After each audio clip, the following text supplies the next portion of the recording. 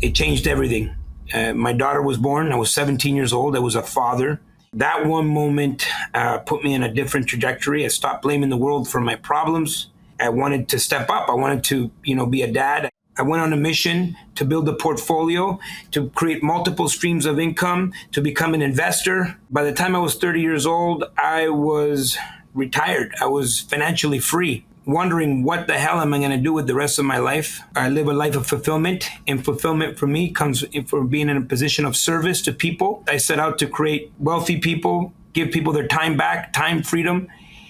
And as a result, I've created thousands of millionaires around the world. I am so grateful to be Canadian. Someone like me could not end up in this position, in the position that I am, in any other country.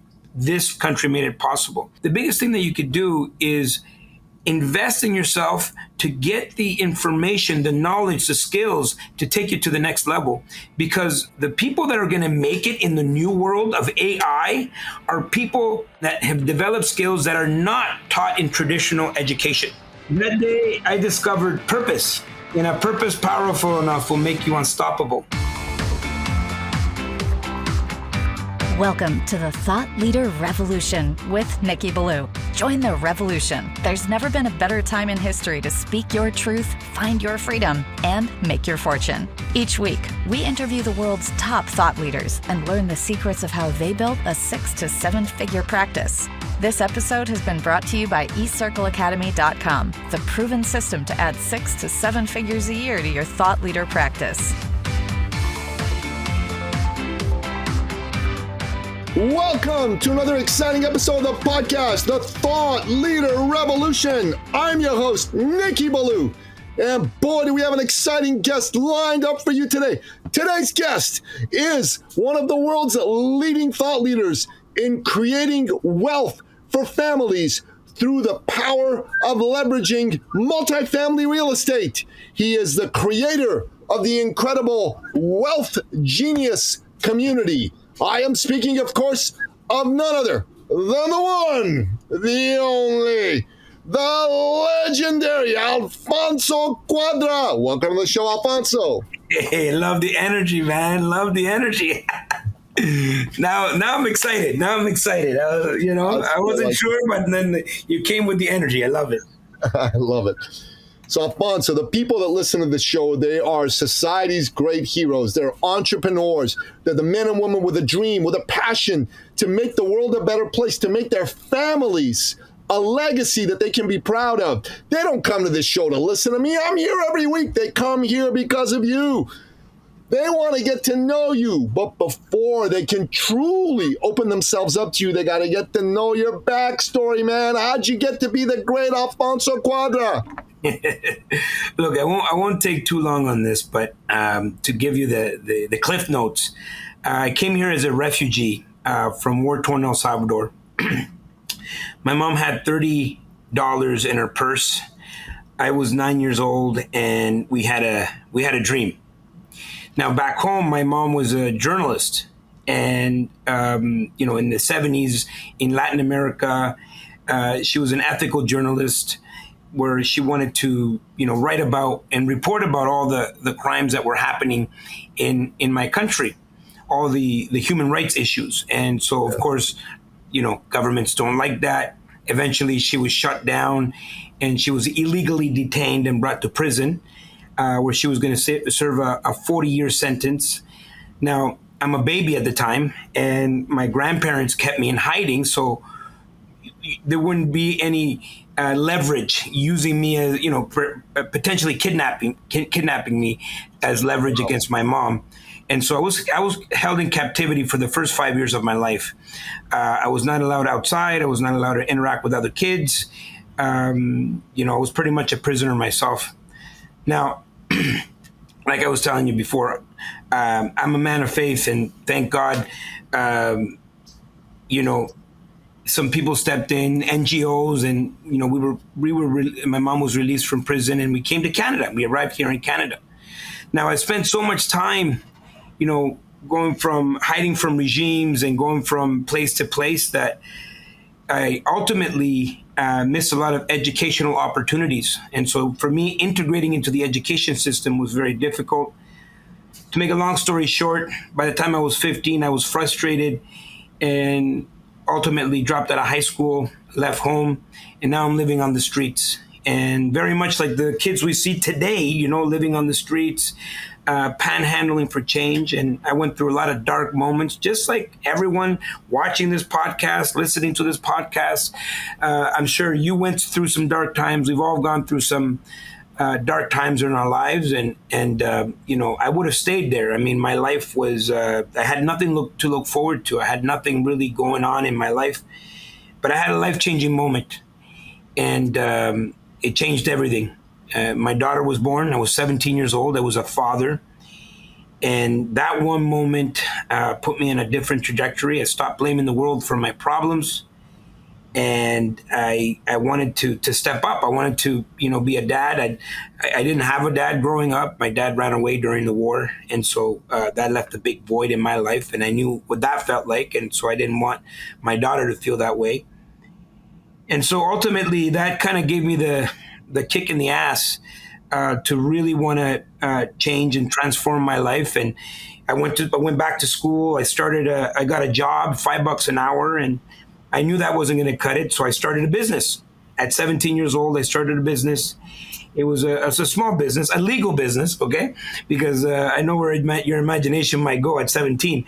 But it was a clothing business. It was T-shirts and jeans. And by the time I was 21, I took that business across Canada, more than 50 locations, and I became like this entrepreneur. I'm 21 years old. I got money in the bank. And I'm feeling like, unstoppable. The problem is that anybody can make money. I didn't have the right mindset. I was very much a consumer. I mean, at 21 years old, you can imagine, Nikki, what would you be doing with that money, right? So I got millions, right? I got millions. We've been in poverty my whole life. There's a certain mindset that you have in terms of what wealth is if you come from, modest means. And so I spent all that money. So by the time I was 24, I was negative $1 million, and I was about to lose everything. And then I started to really want, what happened to me, Nikki, is very simple. One day I'm sitting at the edge of my bed, and I'm like, why did I even do all this in the first place? And I remembered it was for my daughter, and I was messing it up. And I wanted to change that, and I never ever wanted to be in that position ever again. I was at the brink of going bankrupt, right? And everything I'd worked for was going to be gone. And I started to read. I started to educate myself on what wealthy people do. And what I discovered from reading all these books is that the wealthiest people in the world have multiple streams of income. The wealthiest people in the world are not consumers. They're investors. You never see Warren Buffett with a Gucci belt. You know what I mean? Like, you never saw Elon Musk with a Gucci belt. They don't need that stuff. But that's what I thought I needed. And then here's the most important thing, Nikki. The wealthiest people in the world own and use real estate. But no one's talking about their ones and twosies. No one's talking about their single family house. Warren Buffett doesn't even list a single family house on his net worth statement. That's just a place where he lives. The wealthiest families in the world own and control big, large commercial real estate. And so that was the game changer for me, Nikki. At 24, I went on a mission to build a portfolio, to create multiple streams of income, to become an investor. And by the time I was 30 years old, I was retired. I was financially free and wondering what the hell am I going to do with the rest of my life? Well, I chose to live a life of fulfillment. And fulfillment for me comes from being in a position of service to people. And so I set out to create wealthy people, give people their time back, time freedom. And as a result, I've created thousands of millionaires around the world. And so those are the cliff notes. Those are the cliff notes. I see you taking notes. So this is where, we can get started, I guess. That's an incredible story, brother. And there's a lot to unpack out of that story. So a lot of people that are born in Canada, the United States, and the Western world don't realize how precious what they have here is, how precious their freedoms are, how incredible it is that we have the type of government and economic system that we do. And it takes a refugee from a war-torn country like El Salvador, escaping the death squads of Roberto da Buisson and those types of people, to come and teach Canadians, man, you got it great here. I would like you to just take a moment and take us down the road of being grateful for Canada, being grateful for America, for the natives, because they need to learn from immigrants and refugees like you. Please do that. Well, look, every Canada Day, I do this big, long message on my socials where I tell people I am so grateful to be Canadian, right? Regardless of the issues that we feel we have, regardless of how dark we feel it's getting, or whatever the things that, whatever the media is saying, we are still in the best country in the world. Someone like me, for sure, could not end up in this position, in the position that I am, in any other country. This country made it possible. And so I always tell people, look, Canada got a massive return on investment on the investment they made on my family to come here to Canada. I've employed thousands of people. I've housed thousands of people. I've contributed in taxes. I've paid major taxes, property taxes. I mean, we have a massive multi-million-dollar portfolio. We pay millions of dollars in taxes, and I'm happy to do it because this country has opened its arms, and it opens its arms to a lot of refugees. I know the objective for people is, to get a lot of refugees to work, and that's good. But a lot of the refugees that come here, or immigrants, period, they come here with a hustle, with a hunger. Awesome. And usually it's because of we know how the opportunities are here. In my country, it's so hard to get out of poverty, right? Here, it's so easy to get out of poverty. You can at least make it to middle class. Right now, from middle to, extremely wealthy, that's another story. But that's where I step in. I help people go from the middle to becoming wealthy. Rich. Yeah, baby. So, yesterday I interviewed on this podcast a very, very impressive man. His name is Dr. Robert Glover. Dr. Nice. Glover is the author of the best-selling book of all time for men.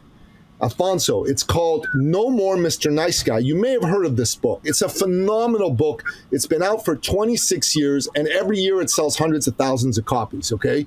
It's a big deal, fantastic book.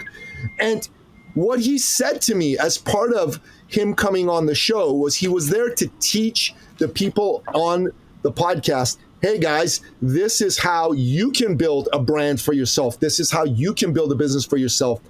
And he spoke about the hustle. And one of the things he said is, I love the hustle. I'm always hustling. I'm somebody who embraces myself as a marketer and as a moneymaker, and I'm proud of that. Would you mind delving into that concept for the people, please? Alfonso.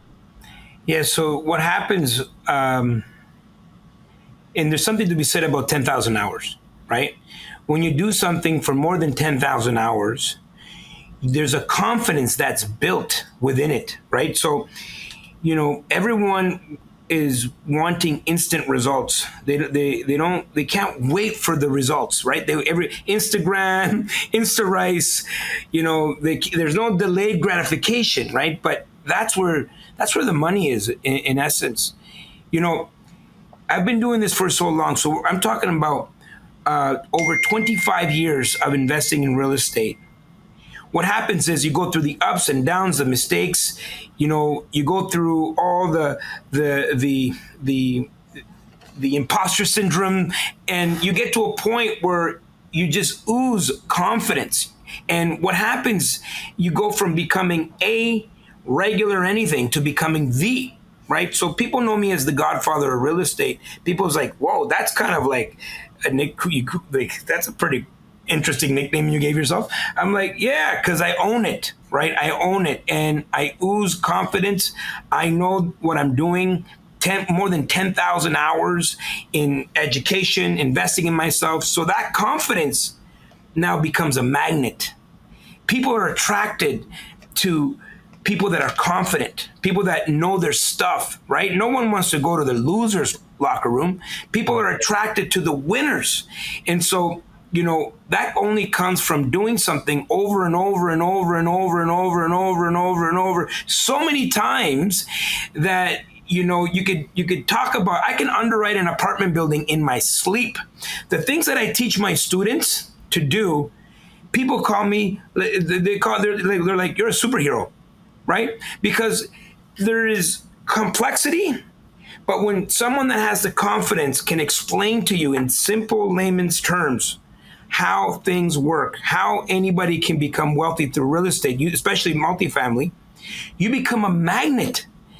People call me every day. Can you help me? Can you know what I mean? It's like you become a major attractor, right? Because you have what everybody wants, right? If you have the keys to wealth, if you have the keys to helping people how to create time for themselves, you become a magnet. And so that's what I get from what was his name, Dr. Robert Glover. That's how I interpreted what you said. Fantastic, brother. So, Alfonso, if somebody is listening to this, they might be, I don't know, a young man like you were, 20, 21, 22. They might be an older fellow like I am, 55, 56, 57, 58. And they may have stories in their head. I'm too young to do this. I'm too old to do this. What's your answer to these people? You're never too young. You're too old. I have a student that's she's in her like late 80s. I never asked how late, but she's up there. You know what I mean? And I said, "Why are you doing this?" She's like, "Saving up for my retirement." Nice. So it's never too late. And I have students that are 18, 19, 20 years old, and they are gung-ho, and they haven't been tarnished with the world's and the paradigm that the people that have contributed to their paradigms. And so you're never too old or too young. What counts is, number one, you can always compress time, and it's all about time compression. It doesn't matter if you're young; you still don't have the time to try to figure this out yourself. Even though there's a value of being immigrants here in Canada, there's 20 million immigrants coming to Canada in the next 25 years. So some of the opportunities that we see right now, because we're living in the best of times, Nikki, we are living during the best of times. Right now, you're going to see more opportunity than there ever was. In the next 5 years, you'll see the biggest wealth transfer in history. And so there is no time to figure this out. If you are 19, you got to get in the game. And the only way to compress time is to get a mentorship, education. If you are 95, well, you know what? You still have a few years to kick the can. Before you kick the can, might as well make the best years of your life. And so ultimately, this is the time we're living through the best of times. There's no too short, too ugly. There's no too young, too old. It's if you want it and you're determined enough to do what you have to do when you have to do it, no questions asked, you will get there. Man, that's brilliantly said. I love the concept of compressing time. I love the concept of investing in yourself. Please go deeper into that. Why is that so important? Well, we are no longer living during the industrial era, right? So, Henry Ford, he was credited from inventing the assembly line. Yep. And which was needed at the time. We were creating society is what we were doing, right? We were creating metropolis. We were creating buildings, cranes, cars, motorcycles, and to build and keep up with the demand of the world, we needed assembly lines. And so the education system was geared towards working on an assembly line. For example, when they rang the bell, you would go from one station to the next station. And when they were designing school, they were saying, okay, it'd be good if everyone coming out of school would be already trained so they can just fall in line and go right into the assembly line. And so it was valid at that time. All the education that was created was based on creating employees. Yeah. Would you agree? 100%. 100%. 100%. And so we no longer are there anymore. In fact, the AI overlords are coming for the jobs. And what are people going to do? And it's the soft skills that they're missing. And so the biggest thing that you could do is make an investment in yourself. The biggest thing that you could do is invest in yourself to get the information, the knowledge, the skills to take you to the next level. Because the people that are going to make it in the new world of AI are people that have skills and that have developed skills that are not taught in traditional education. And whatever those cost, pay it. Pay it, because you're paying it to yourself. Warren Buffett said his biggest investment is the investment he made in himself. And that's I would have to agree 100%. Right? Because I've invested in myself, mentorship, coaching. I would not be here right now. I would not be speaking all over the world. I would not be in a position of owning millions of dollars of real estate, apartment buildings, close to 1,000 doors across Canada and the US, if I did not invest in myself. And everything starts with you.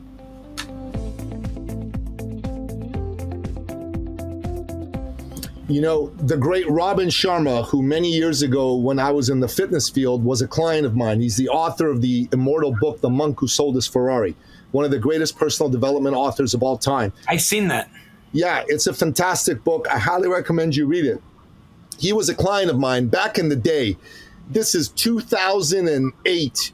I went to him, you know, I'm just full of piss and vinegar. I go, Robin, man, I love training you. Tell me, Robin, how can I double my income this year? And he said, Nicky, it's really simple. If you want to double your income in any given year, all you have to do is triple your investment in personal and professional development. You have to hire the coaches. You've got to join the masterminds. You've got to attend the conferences. You've got to do the courses and read the books. You do that, you're going to double your income this year. So I said, okay. That year, I'd spent $10,000 the year before on personal and professional development, and the jump from 10 to 30,000 for me at the time was a massive jump. I'm like, gulp, this better work, and it did. I went to 30,000, and I doubled my income, bro. Doubled it, more than doubled it. Nice. And I totally believe in that. It's very important. You know, I say there are 4 qualities a person must have in order to win at life and at business. First of all, they have to be decisive. They've got to be somebody who goes, I'm in it to win it. Secondly, they have to be committed. They have to be willing to be bad at something before they can become okay at it, before they can become good at it, before they can become great at it. Thirdly, 10,000 hours. 10,000 hours. Thirdly, they've got to say, I'm coachable. I'm hiring a coach and I'm coachable. You can't do it on your own. And then fourthly, they got to be resourceful. They got to come up with the time, the energy, the money in order to win. And that's really essentially what you've outlined and what you shared with us. Alfonso, it's brilliant. I love it. Thank you, brother. I know that like our minds are very much aligned. 100%, 100%. So, Alfonso, you know, one of the things you said at the beginning was that when you went from a guy whose daughter was born, your attitude toward life changed. You went from, I'm blaming the world, to, I'm not blaming the world. Oh my God, look at that. How beautiful. How beautiful. She's 29. She's turning 29 in September. Congratulations, brother. You see look how young I was. Yeah. I was a baby. You were a kid yourself. I'm that like, day, I discovered purpose. Yeah. Right? And a purpose powerful enough will make you unstoppable, right? Amen, man. Amen. So you said that you stopped blaming the world for your problems. You took responsibility. Go a little bit deeper into that, man, because that's so important for people to understand. Well, when I was 15, living on the streets, I just felt like, the world, life was happening to me, right? And I felt like, if everybody in the entire world would just change, I'd be okay. Meaning it's everybody else's fault except for mine, right? And it's like, because the mindset of being an immigrant is very different now than my mindset back when I was 15. I used it as an excuse, right? I'm like, there's no way I'm going to get ahead because I am an immigrant. Now my mindset is like, I am getting ahead because I'm an immigrant, because I know what it's like to not have anything and come to a country full of opportunities. So it's a perception of life and a perception of how you see the world, especially at 15 years old. The world is so gigantic and you're so small. And I remember, when it gets cold outside. So this was in Ottawa, downtown Ottawa, and I was living on the streets. And, sometimes I would go into these banks, and I remember, to get warm, and I would sleep in these banks. And then in the morning, the staff comes in and they kick you out, right? They kick you out of the banks, and you just feel like zero. You feel like the dirt at the bottom of someone's shoe. Yeah. And you would think that would motivate you to get up and do something, but it's just a spiral down. Like momentum works this way too. It works downwards, right? You can have momentum going upwards, but you can have momentum of depression, and you can go down this real like a path of self-destruction, right? Drugs. I mean, I was destitute, right? I was lost. I felt dark, and nothing. There's no way someone could say, "Hey, you have to be positive." To me, that was BS, right? Nothing worked. The world was against me. And so when my daughter was born, something happened to me where I almost didn't have the right anymore to have any more blame, because it wasn't about me anymore. It was all about this little girl. I call her my guardian angel. I say that to her all the time. Yes. And we're not saying that people should have kids to find a purpose or find a why. But, they interviewed thousands of successful people all around the world. Inc. magazine did this case study, and they said, what are the traits that you can attribute to your success? And they named a whole bunch of things: confidence, positivity, all these things. But the number one trait that all these high-level achievers said that they could attribute to their success was determination. Determination, what does it mean? It means you're willing to do what you have to do when you have to do it, no questions asked. And there's something to be said about positive intelligence, right? So you could, the world could be shitty, and positive thinking says you're supposed to look at it like it's not. But positive intelligence is more like seeing the world as it is, but not worse than it is. In fact, asking yourself, how can you make it better? How can I turn my situation around? What can I do? And so what happened to me at 17 years old is very simple. I just started asking better questions. Like I didn't have an income. I didn't have a house. I didn't have this. I didn't have that. Good. But what can I do? Well, I can go back to school. Okay. What else can I do? Well, I could probably get a job.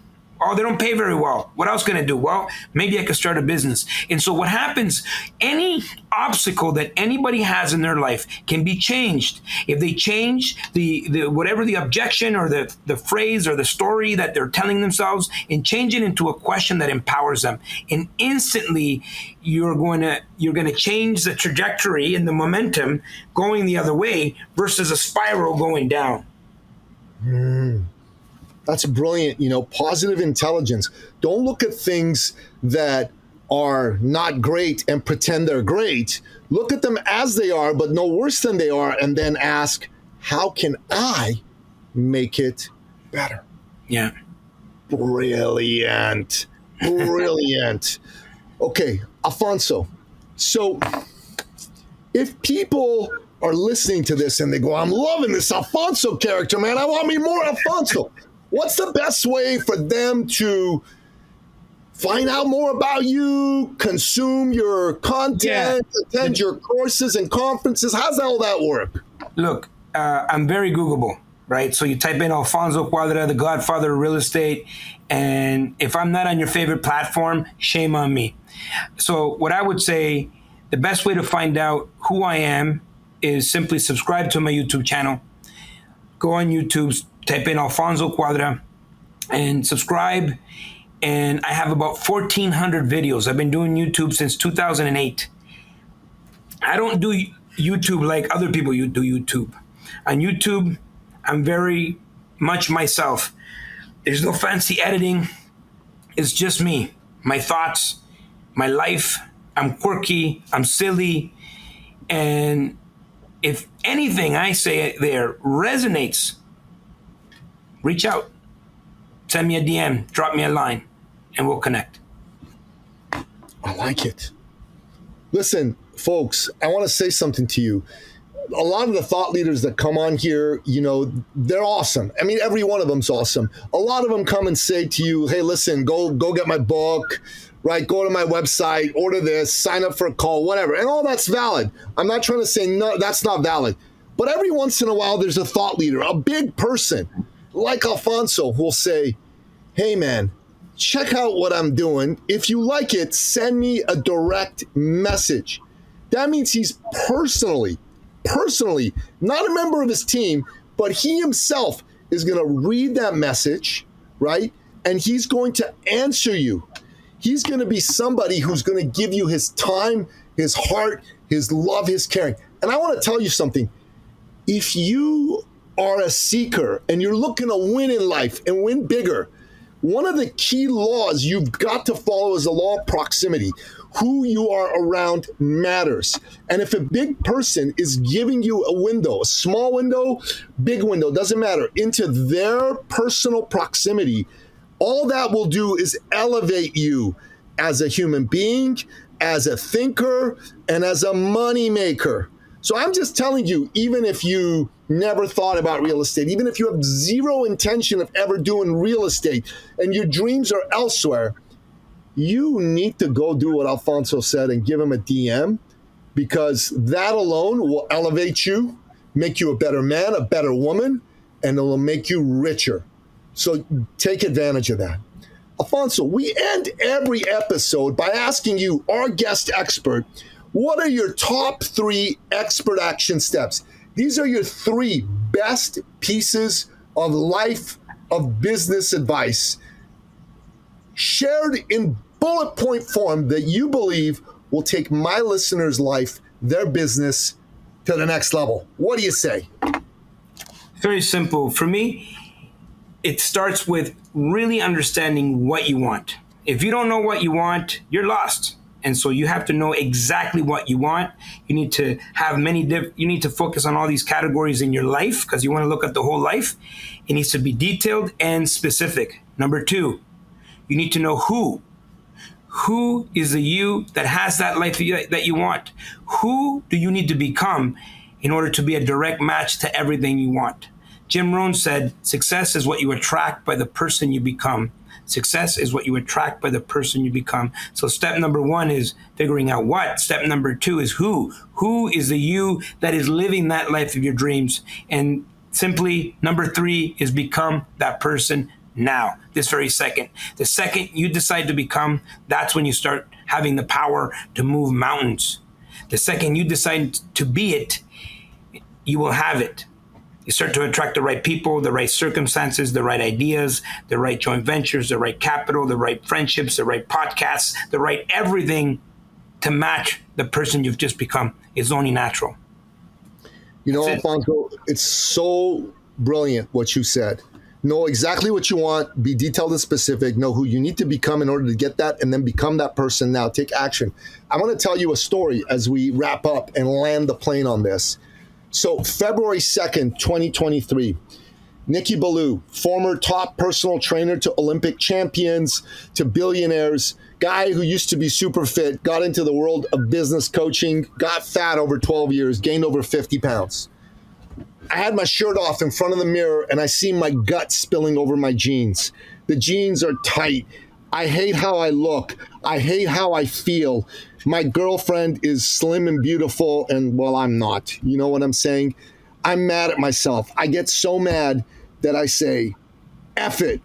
And I go find a dude who is a IFBB carded bodybuilder, has put thousands of people on stage. And I see pictures of people my age, fatter than me, that he made like champions on stage. So I reach out to him. We have a call. I tell him my story. And I said to him, listen, I have only 2 questions. Number 1 is, I'm 55. At the time I was 55. Is this possible for me? He said, absolutely. Number 2 is, how long will it take? He said, look, you could do it in as quick as 3 months, but that's aggressive. It should take 6 months to a year. Plan on that. I said, okay, let's start. Alfonso, I did not ask him how much he charged. I just said, let's start. Here's my credit card. By the way, how much is it? He told me, not a big deal. 3 weeks later, my lady goes, I want to do it too. So we sign up as a couple with him. Fast forward 6 months.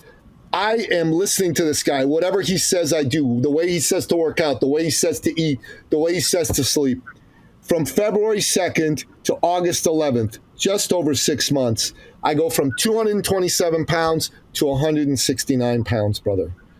And I'm telling you what, dude, that was next level, high level stuff. And when that happened, you know, people who know me, they'd seen me, you know, as fat, overweight, blah, blah, blah. And they see me lean, tight, tough. And they go, wow, that's amazing. You did that. And all I kept doing to myself was I'm saying, this was a big result. I wonder what else I could do that I didn't think I could do. And that has been the question that I've asked myself again and again and again since that day. I wonder what else I could do that I didn't think I could do. So I decided I was going to reshape my body, you know, like make it symmetrical. So I kept working with this guy. I'm doing a competition. Man, it's next level, the workouts and the sleep now compared to even last year. And then I've been asking myself, you know what else can I do? How can I take myself to another level in business? How can I be a better servant to people? How can I serve more men? Because I have a men's group. I think I told you about that I run, and I want to do that. And that's the question I ask every day. And you said to us, you said, Nikki, the quality of your life is based on improving the quality of the questions you ask yourself. You said that when you talked about positive intelligence, right? That you have to ask yourself the question, how can I make this situation better? Yeah. And man, oh man, Alfonso, everything you said resonated powerfully. It's going to make me step up my game. I've learned a lot from this. I tell you, one of the reasons I interview top thought leaders like you is it's like a hour-long coaching session. So thank you for that. God bless you. And God bless you, brother. The great Alfonso Cuadra. Go check out his YouTube channel. We're going to put all that in the show notes. And listen, if you like this episode, give it a like, give it a rating, give it a review. If you have a friend who's struggling, a friend who's lost belief in themselves, a friend who needs someone to believe in them, a friend who's had horrible things happen to them and still wants to believe, share this episode with them. Man, the energy in this episode alone will uplift your friend. Brother, God bless you. Thank you so much for coming on the show. An honor, a true honor to have you here with me today. Hey, I had a great time. Let's do it again.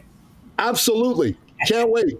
And that wraps up another exciting episode of the podcast, The Thought Leader Revolution. To find out more about today's incredible guest, the Godfather of real estate, the founder of Wealth Genius himself, the one and only Alfonso Cuadra, go to the show notes at thethoughtleaderrevolution.com or wherever you listen to this episode, be it iTunes, Spotify, Google Play, Audible, YouTube, Rumble, or what have you. Until next time, goodbye. This episode has been brought to you by eCircleAcademy.com, the proven system to add 6 to 7 figures a year to your thought leader practice.